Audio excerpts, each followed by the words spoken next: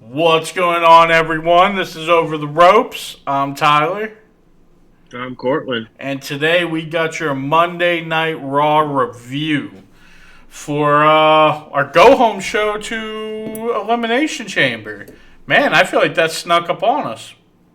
Yeah, man, I Yeah. feel like February is flying by. I can't believe it's already here, man. I'm pumped. Yeah. I love the chamber, and I feel like they're still both very wide open. I think at least 3 or 4 names in each match are very, very believable, which bodes well. Yeah. Yeah, no, I was talking to somebody about this on the phone today, and I said, I feel like last year's WrestleMania and this year's are polar opposites, where I feel like last year at this time, you knew majority of the matches that were happening at Mania. So it was predictable, but I feel like the builds were really good because they had such a long time to build up to it. Where I feel like this year's WrestleMania is super unpredictable, but I just have a hard time seeing that any of the builds are going to be as good as last year's because I feel like they don't have the foundations laid out the way they did last year. You know what I'm saying?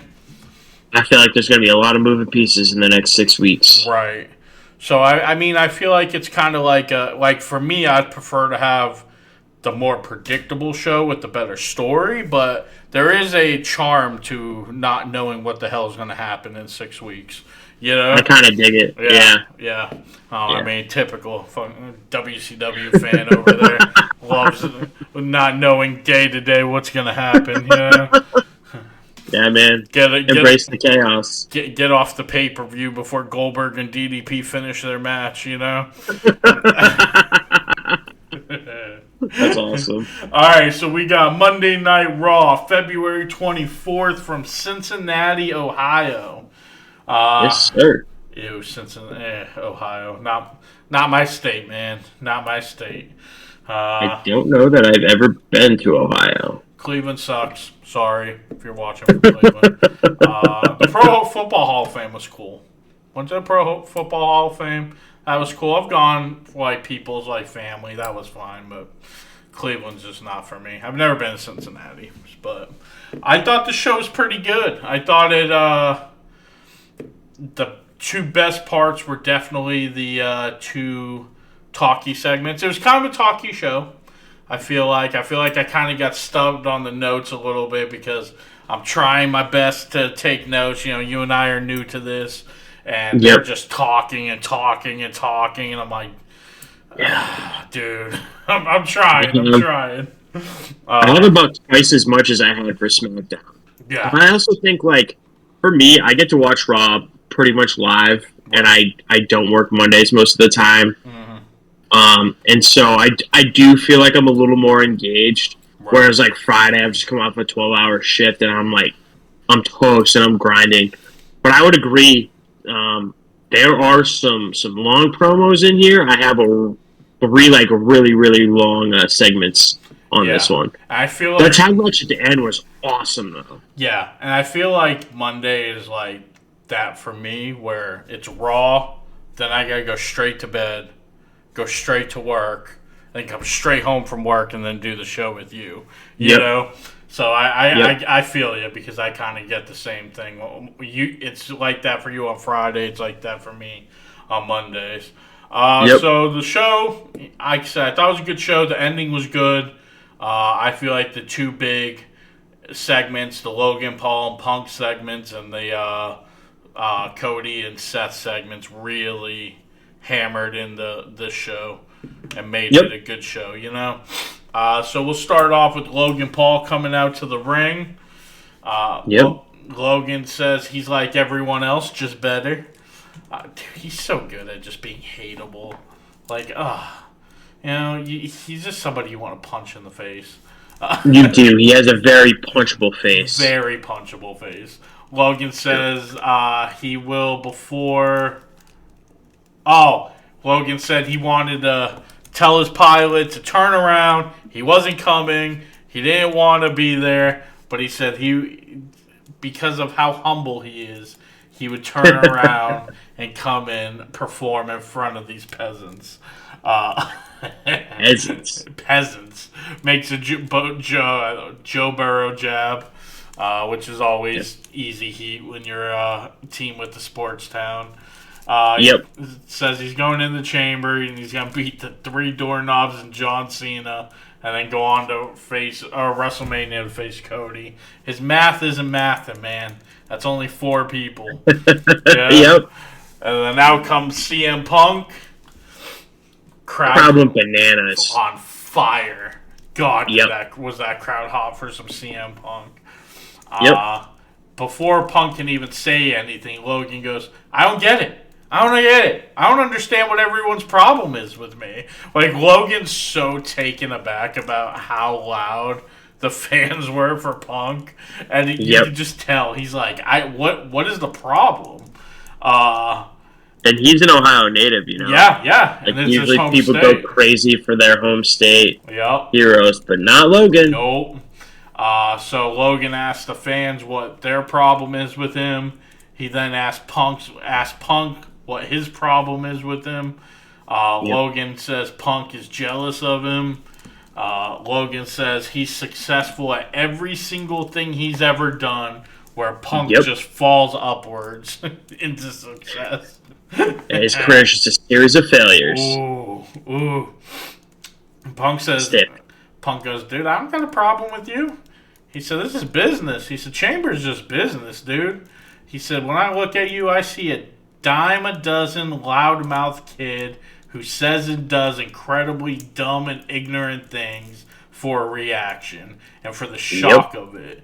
He said, that doesn't make you generational talent, no character, no substance, and the fans deserve better than you. Damn. He just called him an AEW wrestler. And you could just tell Logan did not know where to go from there. He was like, I'm sorry, this dude, ow. Yeah. Absolutely cooked Logan. Essentially is what he did. He said, hey, you don't deserve to be in the ring with me, is essentially what he said. Logan says Punk's return was one of the biggest returns of all time, and Punk cracked under pressure by tearing his tricep. Logan says now that he's full-time, people will be chanting his name. Punk says there were a lot of things Logan said wrong, but the one thing that he said right was... So he named all the guys, all these legends, and compared Punk to them. Stone Cold, Cena. Yep. And Punk said, he said, you're right about one thing. He said, we're all legends. We're all history makers. And Punk says, in the history, Logan's never made history. He's barely a flash in the pan, and he won't be here long enough for the fans to care. And on Saturday, he's going to be history. yeah. And on Saturday, Punk will... That's not the word I meant to put. Punk will something, Logan. Punk says he's Satan himself, and in the business, Logan's a nobody. And then Logan smacks the shit out of Punk. Ooh, and that was stiff. They show in the replay. Ooh. Yeah. He caught him good. Yeah.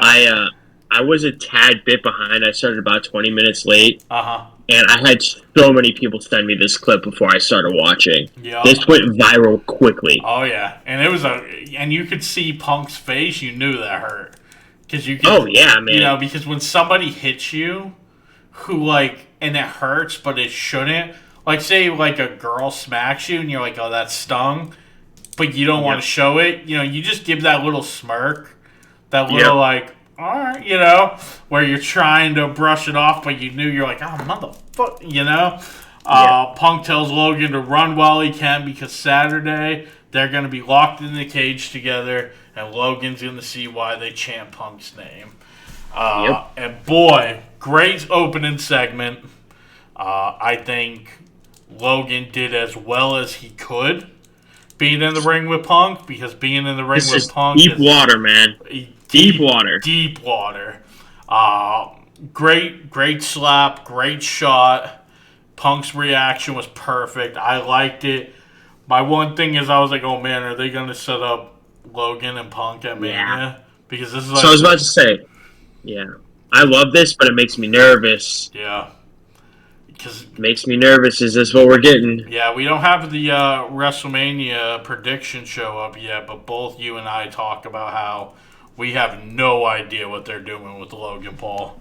Yep. So I don't know. I don't know how I feel if it's Logan and Punk. I think it'll be a good match, and I think that the verbal jousting back and forth leading up is going to be great. Mm-hmm. But that, man, the clock is the hourglass is running out of sand with Punk, man. Yeah. If he's going to main event, they need to pull the trigger this year. Yeah. No, and they.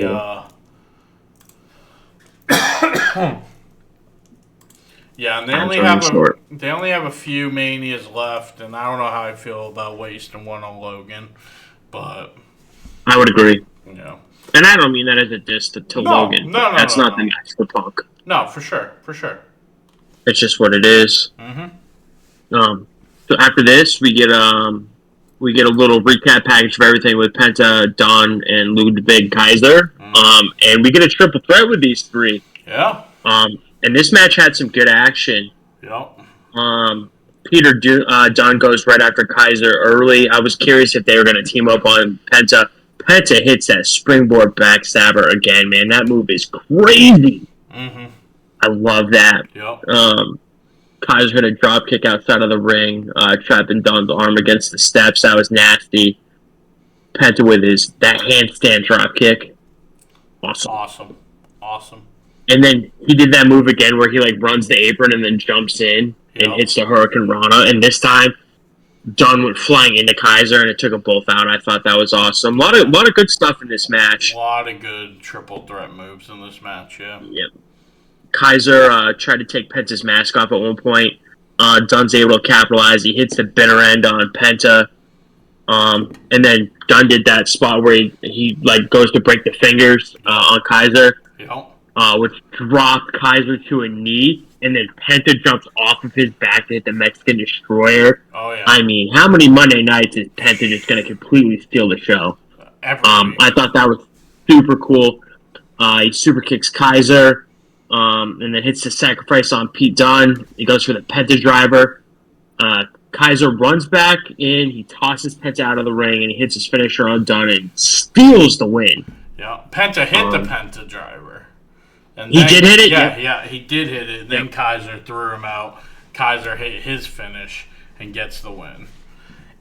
Sometimes I'm looking down because I'm typing so fast and I miss stuff, so I definitely missed that. Yeah. I know it's not a direct win over Penta, but I feel like last week we were just arguing about this. No. I said neither one of them were going to pin Penta. That's what I said. Yeah. Which is true. And to be fair, Penta did not eat the pin. That's right. A good, strong win for Kaiser, which is good. I think he needs it because I think at some point we're going to get Kaiser and Gunther. It's going to happen at some point. You can just tell they really like Kaiser. Yeah, he's got a great look. Great look.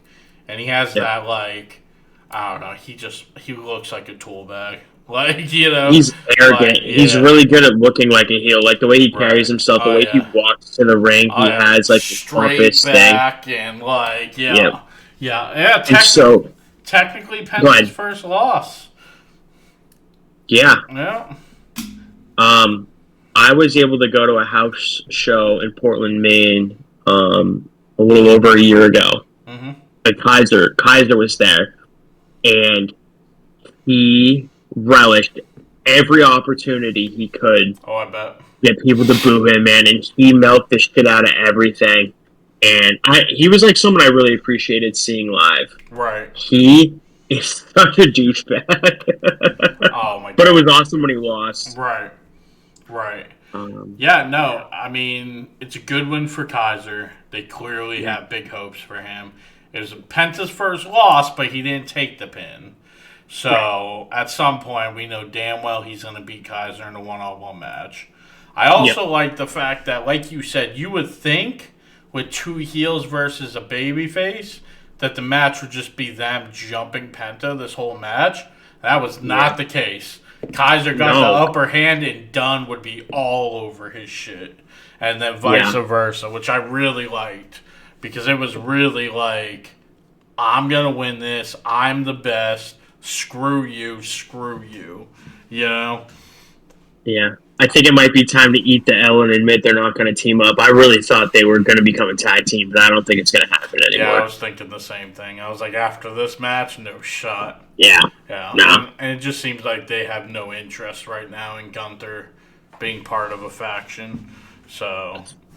Yeah, we'll see what happens after he drops the strap, but. Yeah, maybe after. Maybe. Yeah, it'd be like a story. It'd be like, okay, I got lost. I was, talking crap to my buddies, and maybe I have to go back to square one, fix Imperium, and you know what I'm saying? Like, that's a possibility.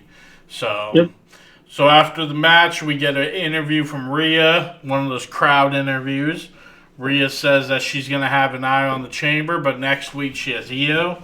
She said Io's right that she's never beat her, but it's been 5 years since the last time they had a match. And in that time, Rhea's become dominant and beat everyone she's come up against. And list everybody, Becky, Charlotte, Liv, names them all off. She said, anybody I've gone up against, I've beaten. I've become the best, the most dominant. I'm not the same Rhea 5 years ago. And after next week, you'll have to add Io's name to that list. Io shows up and says that she's going to beat Rhea and go on to WrestleMania as champion. That match next week is going to be fire. Oh, my God. I wrote, this match is going to be epic. It's going to be so good.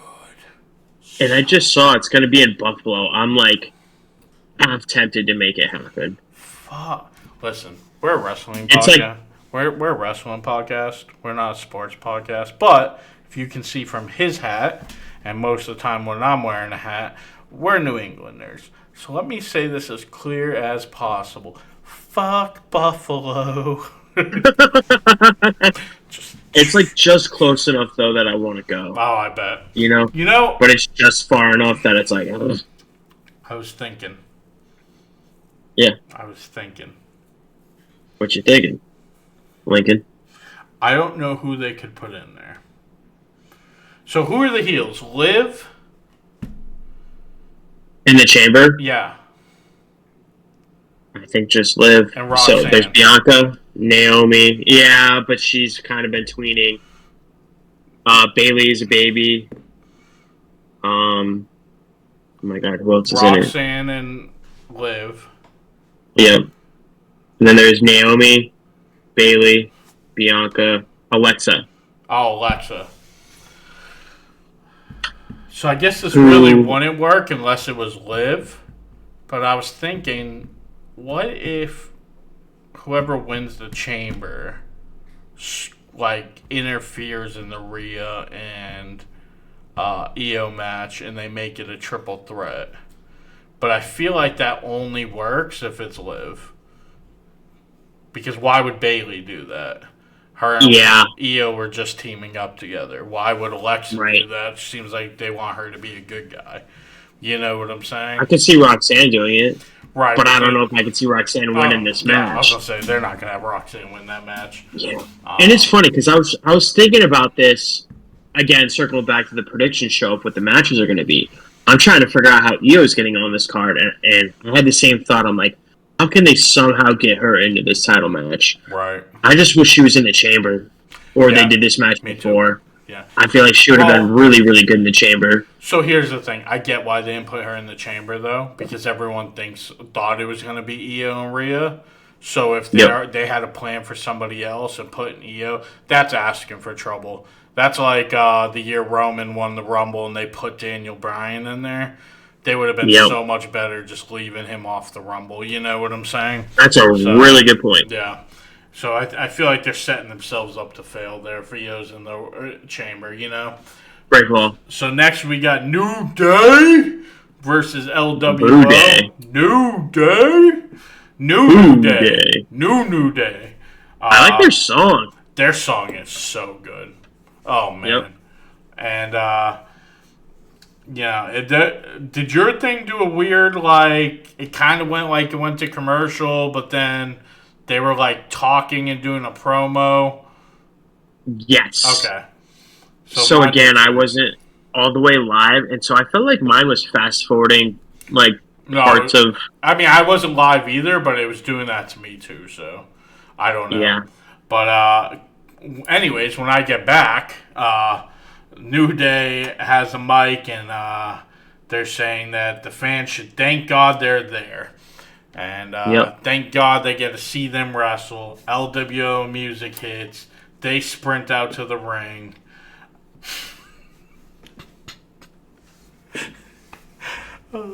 So my first note, I have a question. Do you feel like kindred spirits with Woods? Wow. Because Michael Cole talked about how Woods had to wear goggles when he was wrestling and doing sports. I did hear that, dude. Good callback. Instantly. Listen, we played sports our whole lives, and this dude has worn glasses his whole life. So he had to wear the sports goggles when we played sports. Instantly made me think of you. Awesome. I did not write that down, but I did hear it, and I felt very validated and seen. And now I feel like I'm a bigger Xavier fan than I was yesterday. No. My first note says I fucking hate when tag teams don't have matching gear. It's like a weird pet peeve, but I feel like Wild looked like he matched the New Day, right? But him and Del Toro were not wearing even remotely the same anything. That shit drives me nuts. Yeah. I don't. And they've been a tag team forever. It's not like they're a new tag team. Yeah, and I don't know. I said, when was the last time LWOs even wrestled on TV? That's my next note. Yeah. Yeah. Yeah. I can't remember. Del Toro does nothing for me.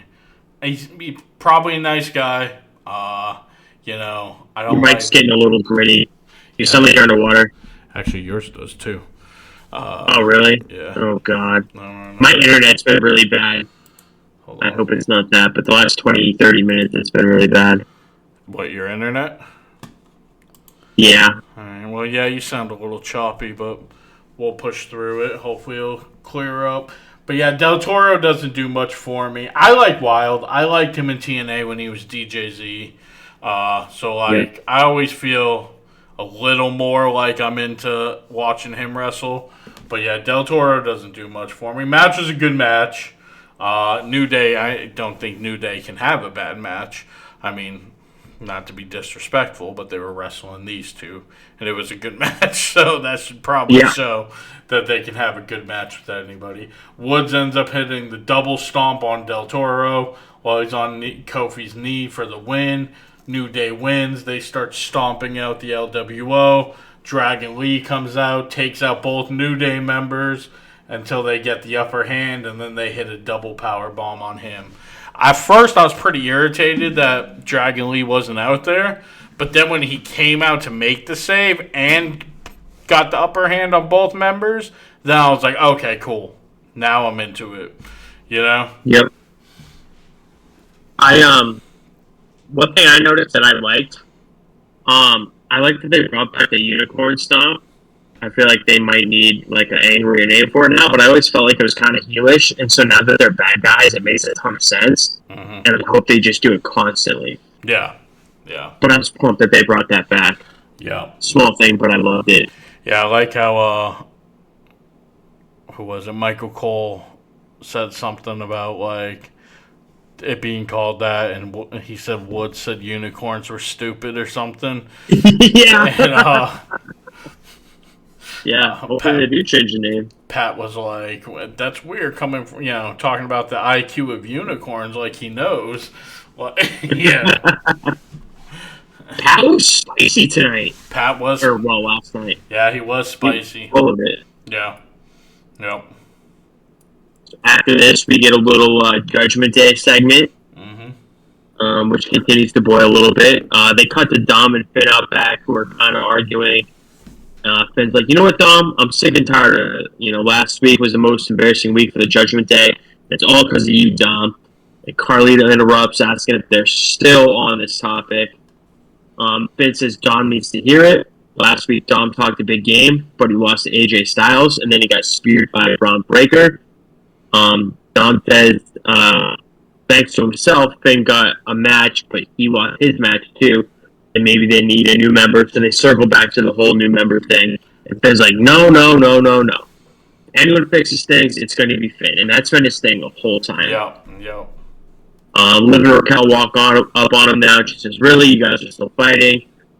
She says it's a big week. Her and Raquel got the tag team title match later. They're going to bring the gold back to the Judgment Day. But it doesn't matter who wins the gold as long as someone in the group is the champ. Finn says that they should be worried about Bianca and Naomi. It says that they brought too much trouble to their doorstep by attacking Jade. Liv says they're not involved. So they finally clarified because they've been kind of vague about this. Yep. She's like, we weren't involved, but they'll handle Bianca and Naomi. She tells Finn to get on the same page as Dom so he can beat Braun Breaker. And again, they hit this line last week. Finn's like, we'll handle our business, you handle yours. So this is clearly going to blow up here. Oh, yeah. Yep. I'm curious what the tipping point is going to be, though. What really blows this up? Is it a tag match with Finn and Dom or something? Something like that. Yeah. Finn and Breaker had a little bit today, so maybe Finn gets a shot at the IC title, and then that's kind of the Dom just totally screws him. Right, or doesn't help him. Yeah. So go ahead. I don't know what happens after because my Netflix, it kept closing the app. I don't know if this happened to you. I can't remember if I texted you. No. But it kept showing Gunther, and I would get kicked out. So I had to fast forward 40 seconds before it let me back on. So I don't know what happened next, actually. So I'll jump in here. So Gunther heads to the ring. Gunther says he gets the fans can't contain their sight. Oh, okay. So Gunther comes in the ring. He's wearing his wrestling gear. And he says, I get that you guys cannot hold your excitement for the greatest wrestler competing tonight in this ring. Gunther says Jay, he was upset when Jay won the Rumble. But now he's warming up to the idea because now he can destroy and humiliate Jay and show all the fans who a true wrestler is. So he says that he went to Pierce, said he was competing tonight, and handpicked his opponent. And he introduces his opponent, Kira Tozawa. I knew it was going to be Tozawa, too. Yeah. So Tozawa comes out and just looks petrified. He's so scared. And Gunther tells Tozawa, he says, I want to tell you why I chose you. He says, I came into the building and you're sitting there with these two doofuses doing TikTok dances and stuff. He said, you and I are a lot alike. We came to the biggest wrestling company in the world. We changed our physiques. And yet, instead of working hard and making something of yourself, you're goofing off like Jay does. So Gunther is going to take Tozawa, give Tozawa a chance to earn Gunther's respect. And Gunther keeps pushing him. So Tozawa just leaps in with the kick and just attacks Gunther. Bell ends up ringing. Gunther almost kills this poor guy with a big boot. Oh man. My God. Oh, what a spin-off. Tozawa. My second note is Tozawa's getting way too much shit in. Yeah, he actually made this close a couple of times. There's a lot of reversals and back and forth on this one. Tozawa actually got a couple of near falls, which I thought was really funny because it got the crowd into a frenzy. This was a great crowd. I feel like that Tozawa's done this a couple of times with a couple different people, where he's wrestling somebody that should kill him, and somehow he gets too much crap in. So Gunther ends up hitting the power bomb, pins him for 2, lifts his head up like he kicks out. Then Gunther puts him in the chokehold till he passes out. Gunther goes to put him in the crab, and Otis gets in the ring, shoves Gunther, saves Tozawa, rips his shirt off. Gunther gets out the ring like, I don't want to mess with him. Otis turns his back, slides in the ring, chokes out Otis's big ass. And then out comes Jay, sprints into the ring, Gunther gets out of there. I will say they're doing decent job with this Jay and Gunther build. Yep. I think there still needs to be. Do you remember when The Rock just beat the fuck out of Cody last year Yep. and left them a bloody mess? Yep. Gunther needs to do that to Jay. I agree. And it's gonna be awful and awesome all at the same time. Yeah, I agree. I think we need something like that. But yeah, it's been great so far, and I think that they keep emphasizing, and we'll get to this later. They keep emphasizing that everyone's doubting Jay, and it kind of feels like him against the world. And it's just going to be that much better when we get to Mania, honestly. Yeah.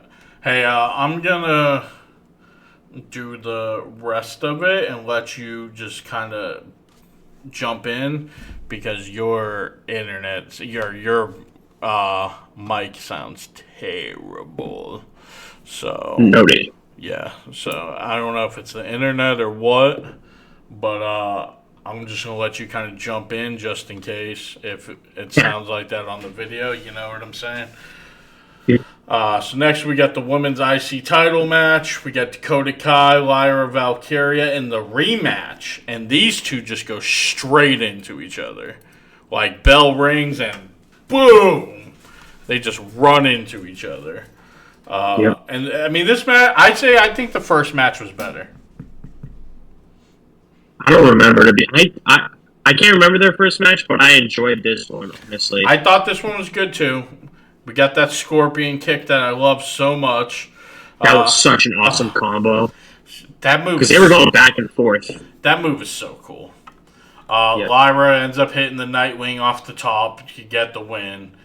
After the match, Dakota starts walking up to the ramp.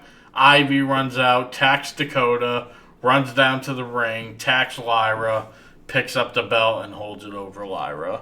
And this was a good segment. The match was good. Dakota's awesome. Lyra's awesome. And then you have... Lyra sold her ass off in this match. Yes, she did. That superplex spot, she sold so well. She sold great.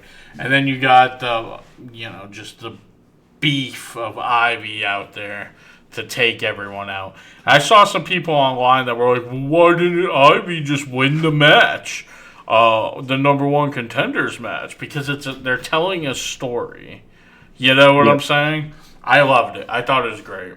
And frankly, they should put all three of them in a triple threat. I'd be down with that. Oh, hell yeah. Yeah, give me all three. Did you feel like the match ended kind of suddenly? It was kind of like a Gunther match. It was very sudden, I thought. Sometimes I feel like I can tell when a match is going to end, and I realized I've been watching this forever. But this was sudden. No, I agree. I see what you're saying. Like, the match ended quick, and you're like, oh, shit. Yeah. I was kind of shocked. Yeah. It was good. Yeah, I would say it did, but I'm okay with that.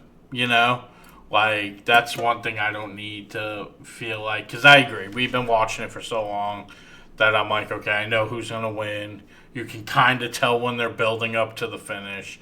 But this was less of a build-up and more of just like, bam, and you're like, oh, shit. So, yeah, no, I agree. Next, we got Sammy sit-down interview. Sammy says he went over to Kevin's house last week and said, but nobody was home, but Kevin Owens' mom was there visiting, and and Sammy caught up and talked. Sammy said he was ashamed of himself and couldn't look himself in the mirror because he didn't know what he was going to do, but he knows it wasn't good. Sammy says him and Kevin have fought for years now, and they've never brought each other's family into it until this time. Sammy says that's what makes this different. Everyone's asked what makes this one different, and it's the fact that we brought each other's family into it. Sammy says he doesn't recognize himself, and he knows Kevin doesn't recognize himself. He said everyone keeps talking about what Kevin can do to him on Saturday, but nobody talks about what he's going to do to Kevin. He said it's going to be a bad night for the both of them, and he hopes Kevin's ready for what's coming. Thought this was a good little segment. It's good to see Sammy intense. Yes. Yeah. Serious. Yeah. It is very good to see Sammy serious and like, I'm ready to go. I'm super excited for this match. This match your main event. Being Do you think it's gonna? No, but it should. That'd be awesome. Being in Canada, being unsanctioned, this should main event. I don't think it will, but it should. Last year, it could. Last year, Rhea and Nia main evented. So maybe. Yeah, it's got a chance, man. There's no reason it can't. Yeah, I guess. I mean, that was for a title, but yeah, last year was Nia and Rhea that main evented Elimination Chamber. So yeah, good callback. Yeah. Next, we got Braun Breaker versus Domus here. This is one of my all-time favorite matches. Give me a match where somebody just gets his ass tossed around like a rag doll. Dom starts the match off with flexing in Breaker's face, and Braun just destroys Dom for the rest of the match. Yep. Oh my god. Kills him with the clothesline. Dom has to run away to get away. Carlito is trying everything he can. Finn's trying everything he can to help give Dom the upper hand, and it just wasn't happening. Braun hits the breaking Steiner. Then Finn and Carlito pull him out and attack him, and the Judgment Day start just stomping him out. He gets thrown into the ring, starts fighting back, throws Dom over the top rope, spears Carlito. Finn slides in with the chair, and Braun just drops to his knees and stares at Finn eye to eye. Yep. Oh, was that so good. Finn just slowly slid out of the ring, talking shit, but didn't do a damn thing. That was a good... Nope. No, man, he bailed on Dom. Hell yeah. I mean, listen, if I was Finn, I'd have bailed on Dom too. Hell no, that dude's looking at me eye to eye. Hell no. I'm getting up out of here. Fast. Yep. Go ahead. I think you sound better. So. Oh, really? A little bit, but I think you should be fine. All right. So after this, we get the Creeds out back who are kind of hyping up Ivy after she attacked Lyra. Mm-hmm. Kathy Kelly brushes to the scene. I feel like Kathy Kelly's usually in the show a lot. Yeah. We didn't get her until this point. Yep. She asked if that was an angle to get back into the Women's Intercontinental title picture. Ivy says absolutely it was. She said that Gable gave them an objective, and it's for all of them to win gold. She says next week the Creeds are going back after the titles, and then Ivy is going to continue to beat the hell out of Lyra every single week until she gets her chance. And as she's saying that, the War Raiders crash the scene, and they have a little brawl with the Creeds here. So I think, so we'll get these guys again next week. Honestly, next week's show looks great. Yeah, women's title match, tag title match. We'll have the winner of both chambers. And whoever wins the women's chamber is going to definitely be watching that women's title match. So, it's going to be good.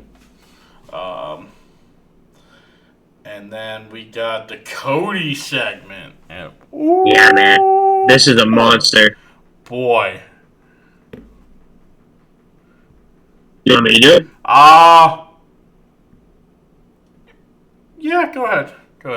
Let's go. Yeah, I mean, listen, I'll put it in the description that the audio isn't the best, but we have 2 more segments, so it's all good.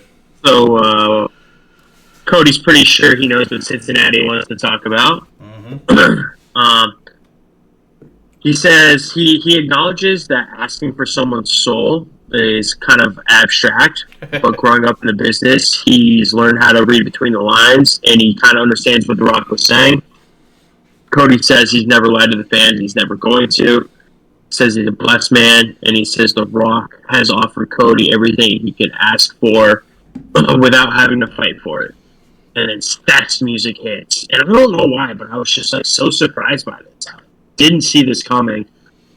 Also, random, don't know if this is just me or not, but I feel like the color of his name in his video in that lower third were different, and it was kind of cool because it matched the jacket he was wearing. I didn't notice. I don't remember what color I thought it was, but I don't remember it being red, but maybe it was just because it matched his gear, but it was kind of cool. Right.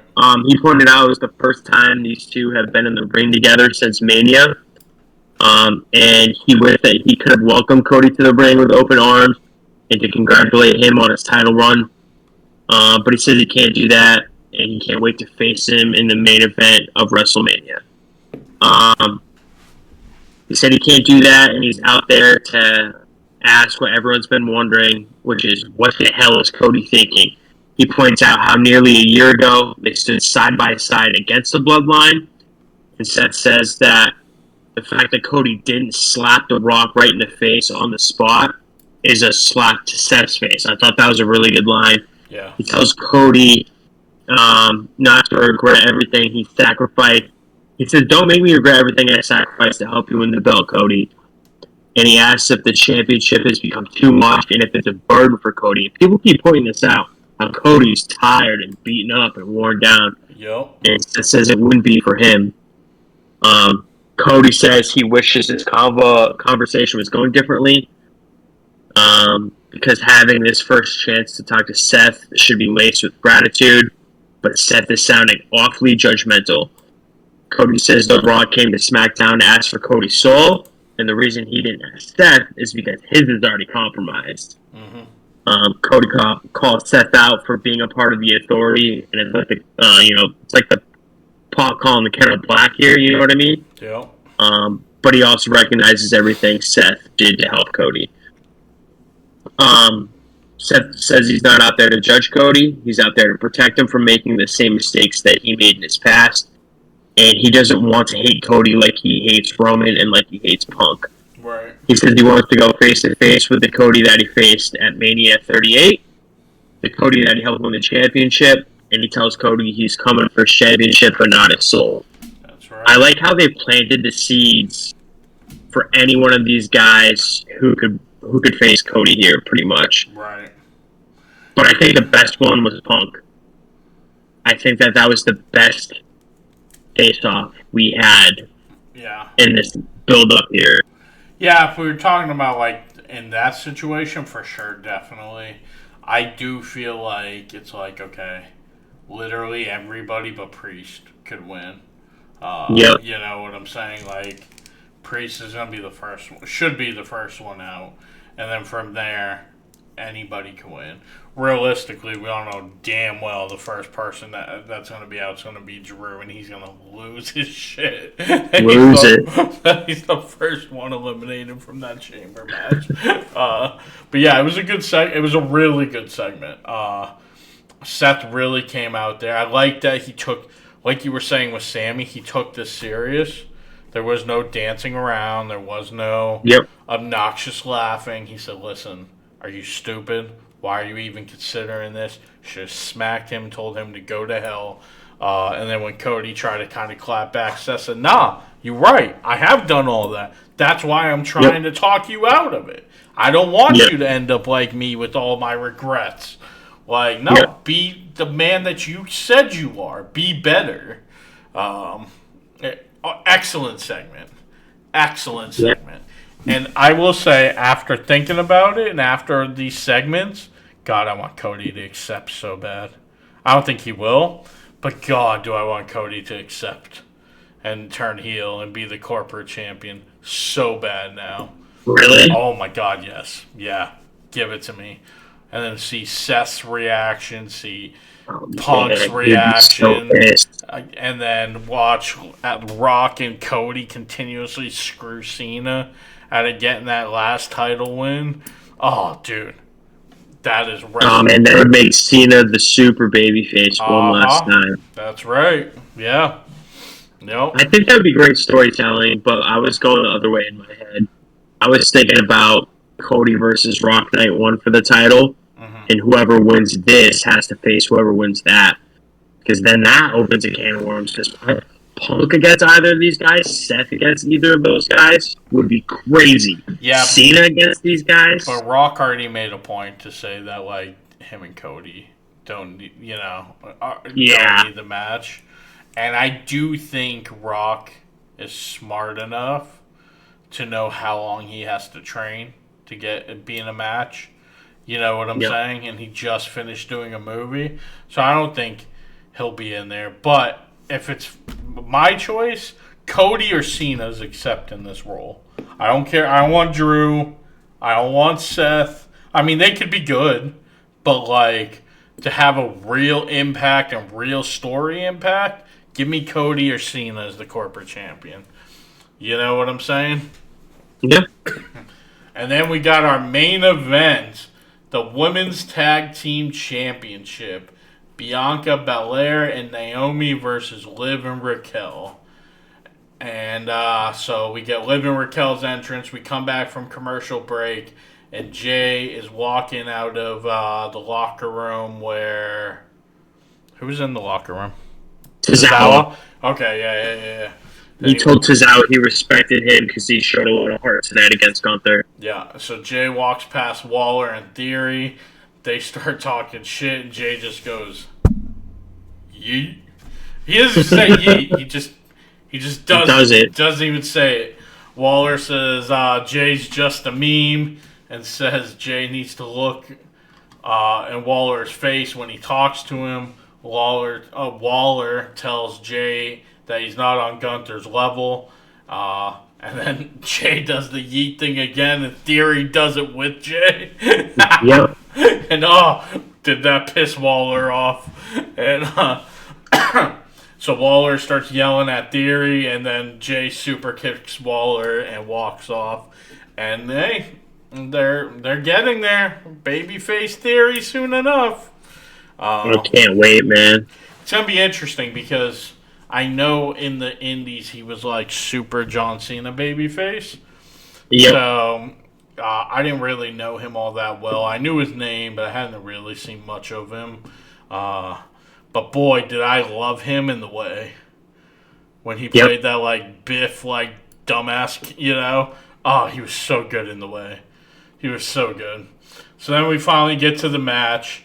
Bianca and Naomi just attack Liv and Raquel as soon as the match starts. Before the bell even rings. They kind of avenge what happened on Friday. Yep, and a hell of a match, obviously. They're all great wrestlers. This was a really good match. What a hell of a match. Did you see what Bianca and Naomi said in interviews this weekend? No. Both of them literally said the same thing. Like, almost word for word about turning heel. And both of them, were both by themselves, separately, were like, yeah, it just has to make sense, and like, there has to be a good story, but it was literally, like, word for word, almost the same exact thing that the other one said. Really? To a point that I went, what if they both attacked Jade? Like, what if Naomi did it, but because Bianca was like, hey, you know? And what if they both turn heel? Man, it's hard for me to... I can see Bianca, but I can't imagine Naomi as a heel. I really can't. Why? I don't know. She's always, like... The glow thing, like, I feel like she's, like, very geared towards, like, the kids. Yeah, but... And, like, she's just very bubbly. If she went heel... I can't imagine her being bad. I think all that would be gone. Yeah, and I can't imagine that. What is she without that? Wow. The Naomi hate. Well, we already knew about the Naomi hate. All right. I just think she's a white meat baby face. She's not a... I don't know. I mean, props her if she can pull it off, but I feel like she's been a baby face her whole career. It's hard for me to picture anything else.